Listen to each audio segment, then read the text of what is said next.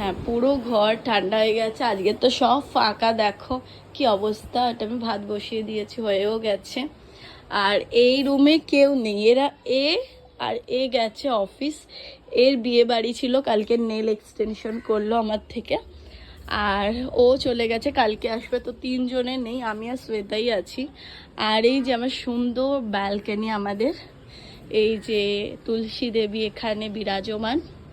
আর এইগুলো সবই শ্বেতারই কর্ম, মানে শ্বেতা ও গাছ ফাছ এইসব খুব পছন্দ করে। এই দেখো কত বড় কাঁঠাল হয়েছে। আর এই যে ছিঁড়ি ছিঁড়ি বৃষ্টি নামতে শুরু করে দিয়েছে। আর এগুলো সব শ্বেতা লাগিয়েছে। খুব ভালো লাগলো ব্যাপারটা দেখে যে ও গাছ পছন্দ করে, আমারও ভীষণ পছন্দ।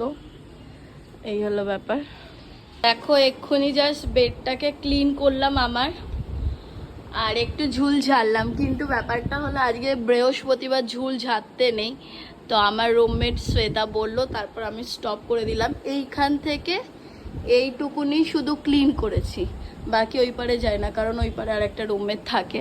তো যাই হোক, আমি ক্লিন করেই দিয়েছি, ভুল করে করলে তো কিছু হবে না। আমি দেখো খালি পায়ে বেরিয়ে গেছি। কি সুন্দর ওয়েদার। আজকে আমি রান্না করেছি আলু ভাতে, ডিম ভাতে, সব ভাতেই দিয়েছি। খাবার সময় দেখো ও শুয়ে আছে, হাওয়া হাওয়া পাচ্ছে না, একদম শান্তিতে মনে সুখে শুয়ে আছে।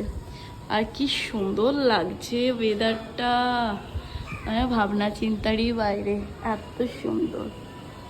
যাই হোক, আজকে সব ভাতে ভাতে খাবার। আজকে আমরা সব রুমমেটরা মিলে যাব কিন্তু ঘুরতে, ঘুরু ঘুরু করতে, কারণ একটা রুমমেট ওর বাড়ি চলে যাবে। তাই যা স্নান ধান কমপ্লিট করলাম, আর এখন যাচ্ছি ছাদে। কারণ হলো আমার রুমমেটের ইচ্ছা হয়েছে, এক্ষুনি যা স্নান করে বেরোনো, আর আমার রুমমেটের ইচ্ছা হয়েছে যে এখনো শেকি শেকি ডান্স করবে, যার কারণে একদম ওপরে দেখতে পাচ্ছ স্পিকার নিয়ে যাচ্ছে।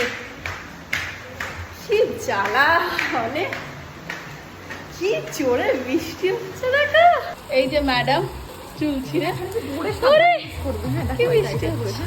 না এখানেই রেখে দাও, কিছু করবোই না। যাবে না, আওয়াজটা তো যাবে না।